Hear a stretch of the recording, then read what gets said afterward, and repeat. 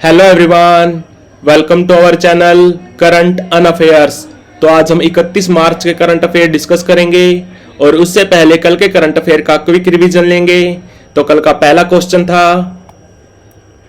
हाल ही में NIA यानी कि नेशनल इन्वेस्टिगेशन एजेंसी राष्ट्रीय अन्वेषण अभिकरण के नए चीफ कौन बने हैं? तो ये बने हैं सदानंद वसंत दाते।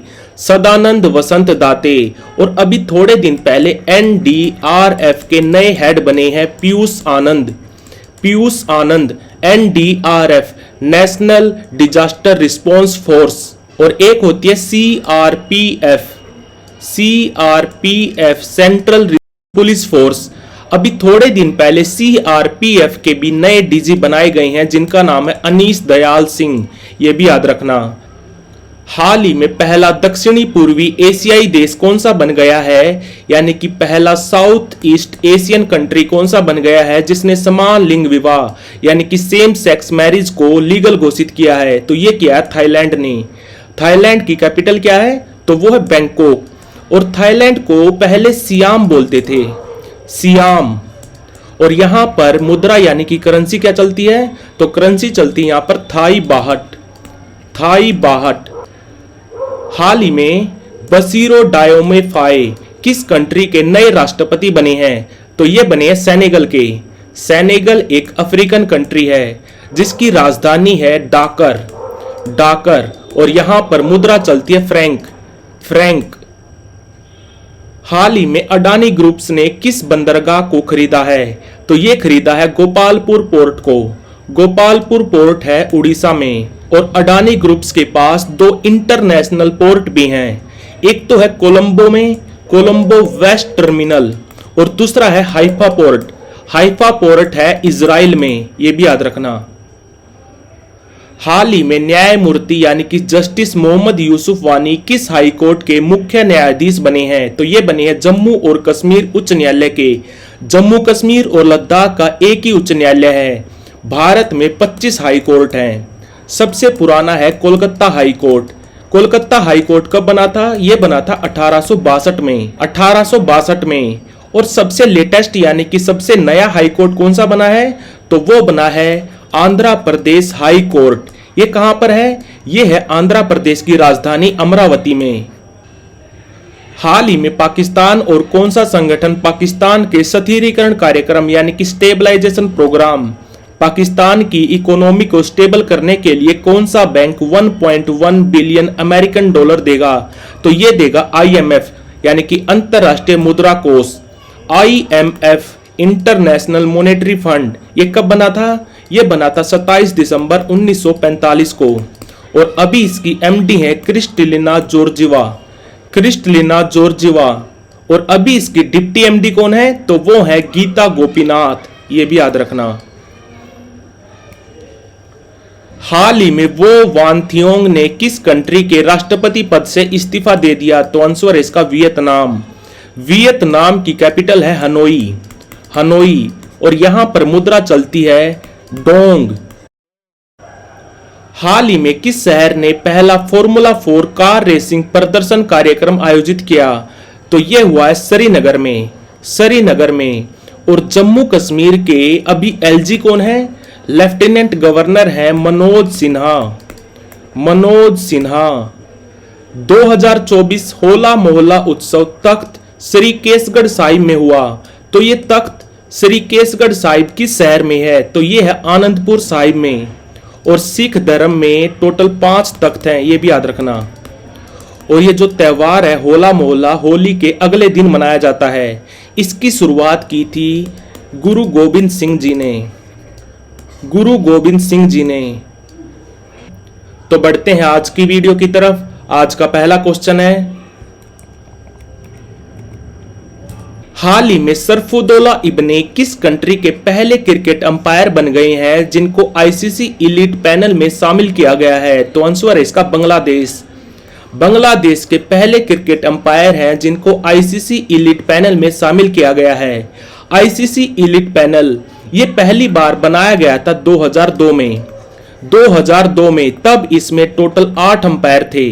अभी साल 2024 में इस पैनल में 12 अंपायर हैं जिसमें से एक है भारतीय जिनका नाम है नितिन मेनन। नितिन मेनन। और बात करें अगर आईसीसी की, यानी कि इंटरनेशनल क्रिकेट काउंसिल, ये कब बना था? ये बना था 15 जून 1909 को। इसका हेडक्वार्टर था शुरू में लंदन में। साल 2005 में इसको शिफ्ट कर दिया गया दुबई में, दुबई यूएई में, ये भी याद रखना। और अभी इसके चेयरमैन कौन है? तो वो है Greg Barclay.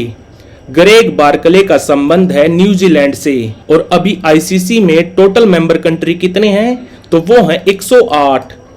Total member country है 108 और फुल टाइम मेंबर हैं 12 जो टेस्ट मैच भी खेलते हैं। तो आंसर है इसका बांग्लादेश।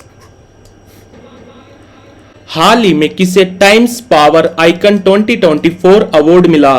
तो ये मिला है विजय जैन को। विजय जैन को। और अभी थोड़े दिन पहले इरास्मस अवार्ड भी दिया गया था। इरास्मस अवार्ड ये दिया था नीदरलैंड की सरकार ने। किसको? अमिताव घोष को। अमिताव घोष को। और अभी थोड़े दिन पहले प्रित्जकर अवार्ड भी दिया गया।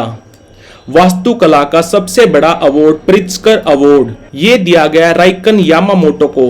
राइकन यामामोटो का संबंध है जापान से। और एक और अवार्ड दिया गया है अभी थोड़े दिन पहले, एबल अवार्ड। एबल अवार्ड को मैथमेटिक्स का नोबेल प्राइज भी बोला जाता है। ये दिया गया इस साल मिशेल टेलाग्रैंड को। मिशेल टेलाग्रैंड का संबंध है फ्रांस से। और टाइम्स पावर आइकन 2024 अवार्ड मिला है विजय जैन को। विजय जैन को। हाल ही में बैंक ऑफ महाराष्ट्र के नए एमडी और सीईओ कौन बने हैं? तो ये बने हैं निधु सक्सेना। निधु सक्सेना। और अभी थोड़े दिन पहले कुछ और अपॉइंटमेंट हुई हैं, वो भी आपको याद रखनी है। एक तो याद रखनी है आपको, नेशनल इन्वेस्टिगेशन एजेंसी के नए हेड बने हैं सदानंद दाते। सदानंद दाते। और अभी थोड़े दिन पहले यूपीएससी के नए चेयरमैन बनी हैं, लेडीज हैं, जिनका नाम है हंसा मेहता। हंसा मेहता। और 2 एम्बेसडर भी याद रखने आपको। एक तो याद रखने हैं, रूस में अभी थोड़े दिन पहले भारत के नए राजदूत बनाए गए हैं विनय कुमार। विनय कुमार। और एक बनाए गए हैं म्यांमार में। म्यांमार में भारत के नए राजदूत बनाए गए हैं अभय ठाकुर। अभय ठाकुर। और अभी बैंक ऑफ महाराष्ट्र के नए एमडी और सीईओ बनाए गए हैं निधु सक्सेना। निधु सक्सेना। हाल ही में कौन माइक्रोसॉफ्ट के विंडो और सरफेस के नए प्रमुख बनाए गए हैं? माइक्रोसॉफ्ट की बहुत सारी ब्रांड हैं, जैसे कि एक तो सरफेस हो गई, एक विंडो, एक आपने सुना होगा माइक्रोसॉफ्ट 365, और एक आपने सुना होगा एक्सबॉक्स, और जैसे कि स्काइप हो गई। ये सारी माइक्रोसॉफ्ट की ब्रांड हैं। इनमें से जो विंडो और सरफेस है, इसके नए हेड बनाए गए हैं भारत के पवन दावुलुरी। पवन दावुलुरी। माइक्रोसॉफ्ट की जो एआई ब्रांच है, जिसको बोलते हैं ये माइक्रोसॉफ्ट एआई। माइक्रोसॉफ्ट एआई के अभी थोड़े दिन पहले नए हेड बने हैं Mustafa Suleyman. Mustafa Suleyman one of the cofounder रह चुके हैं गूगल डीप माइंड के। गूगल डीप माइंड ये कंपनी बनी थी साल 2010 में। इसको गूगल ने खरीद लिया था साल 2014 में।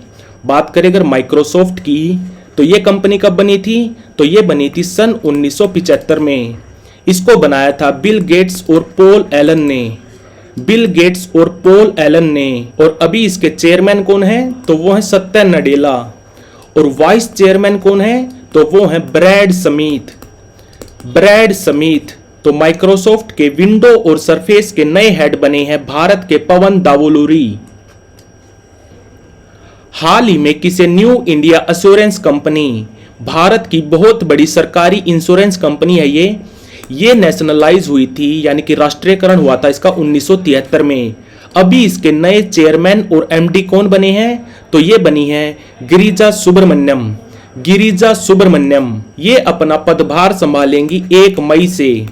गिरिजा सुब्रमण्यम अभी agriculture insurance company of India की चेयरमैन है। Agriculture insurance company of India की अभी चेयरमैन है गिरिजा सुब्रमण्यम। ये 1 मई से न्यू इंडिया एश्योरेंस कंपनी की सीएमडी बनेंगी।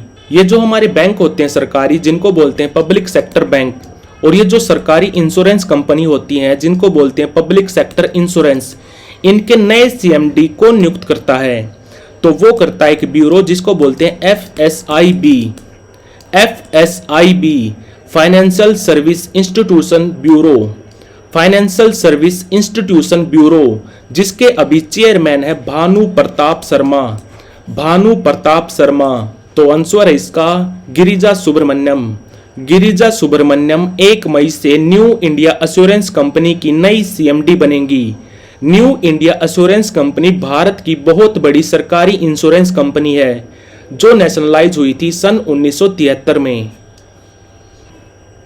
हाल ही में जिंदल स्टेनलेस लिमिटेड और किस संस्थान ने धातु कर्म परियोजना पर संयुक्त रूप से काम करने के लिए सहयोग किया है? धातु कर्म परियोजना यानी कि मेटलर्जी प्रोजेक्ट। तो आंसर है इसका आईआईटी खड़गपुर। आईआईटी खड़गपुर भारत का पहला आईआईटी था।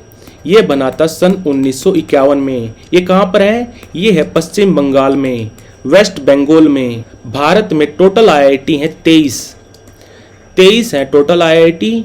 और जिंदल स्टेनलेस लिमिटेड, इसके अभी चेयरमैन हैं नवीन जिंदल। नवीन जिंदल अभी थोड़े दिन पहले इंडियन स्टील एसोसिएशन के नए प्रेसिडेंट बनाए गए हैं। और आपको बता दूं, नवीन जिंदल को अभी थोड़े दिन पहले भाजपा ने कुरुक्षेत्र लोकसभा सीट से टिकट दिया है। कुरुक्षेत्र कहाँ पर है? ये है हरियाणा में। हरियाणा में। और भारत की पहली स्टील कंपनी कौन सी थी? तो वो थी TISCO. TISCO, Tata iron and steel company. कहाँ पर थी ये लगाई गई थी जमशेदपुर में। जमशेदपुर झारखंड में। साल था 1907। और टिस्को का अभी नाम बदलकर हो गया है टाटा स्टील। टाटा स्टील। तो आंसर है इसका आईआईटी खड़गपुर। हाल ही में अंतरराष्ट्रीय खगोलीय संघ ने किसके नाम पर सुंदर ग्रह 2005 X296 का नाम रखा है? अंतरराष्ट्रीय खगोलीय संघ। इसका हेडक्वार्टर कहां पर है? तो वो है फ्रांस की कैपिटल पेरिस में। और पेरिस में इस साल ओलंपिक भी होंगे। तो अंतरराष्ट्रीय खगोलीय संघ ने सुंदर ग्रह 2005 X296 का नाम रखा है भारत के बहुत ही बड़े प्रोफेसर जिनका नाम है जयंत मूर्ति। जयंत मूर्ति के नाम पर। और ये सुंदर ग्रह 2005 X296 ये है मंगल यानी कि मार्स, बृहस्पति यानी कि जुपिटर के बीच में। और वैसे भी मंगल और बृहस्पति ग्रह के बीच में एक एस्टेरॉयड बेल्ट है।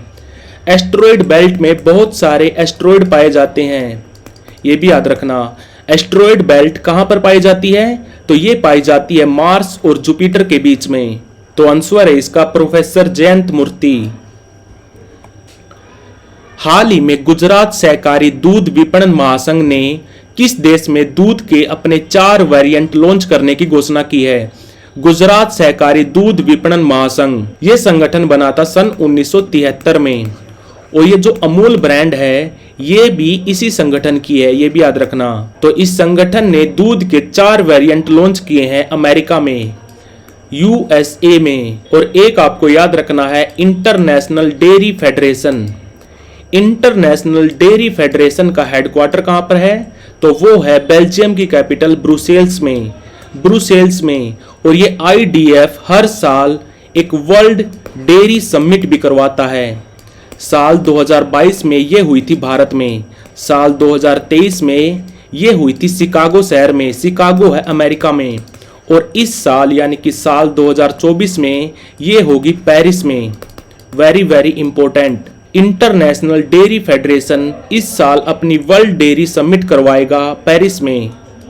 तो आंसर है इसका अमेरिका। हाल ही में जारी ग्लोबल ट्रेड अपडेट रिपोर्ट मार्च 2024 के अनुसार साल 2023 में वैश्विक व्यापार में 3% की गिरावट देखी गई।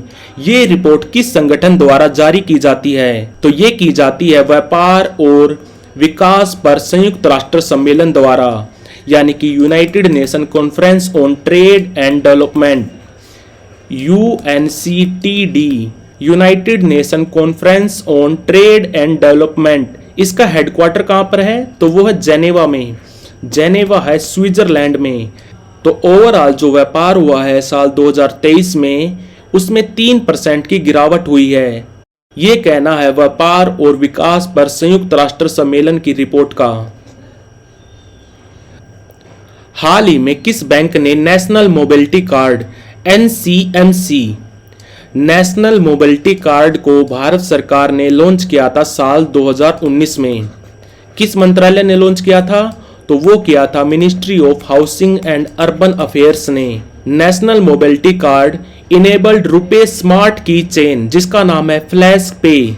फ्लैश पे को किस बैंक ने लॉन्च किया है? तो ये किया है फेडरल बैंक ने।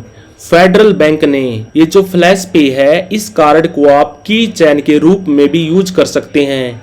ये जो कार्ड है, इसकी सहायता से आप 5000 तक के ट्रांजैक्शन कर सकते हैं कॉन्टैक्टलेस यानी कि विदाउट पिन डाले, और 1 लाख तक के ट्रांजैक्शन कर सकते हैं आप पिन डालकर आप 1 लाख तक के ट्रांजैक्शन कर सकते हैं, और विदाउट पिन कर सकते हैं आप 5000 तक के ट्रांजैक्शन। तो ये जो फ्लैश पे है, इसको लॉन्च किया है फेडरल बैंक ने।